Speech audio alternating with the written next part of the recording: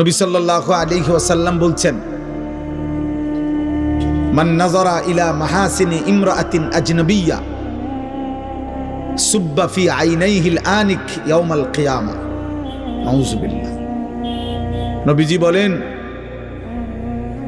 যে কেহ যদি কোনো ভিন নারী যাকে দেখার অনুমতি নাই এমন কোন নারীর প্রতি যদি দৃষ্টিপাত করে, আল্লাহর নবী সাল্লাল্লাহু আলাইহি সাল্লাম বলেন, ওই তার জন্য অনুমতি নাই এমন নারীকে দেখলো তো কিয়ামতের দিন ওই দুই চোখে আল্লাহর কসম নবী বলছে জ্বলন্ত সীসা গলিয়ে দেওয়া হবে।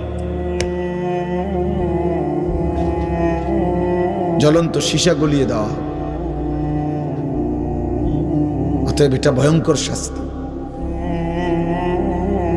ভয়ঙ্কর শাস্তি।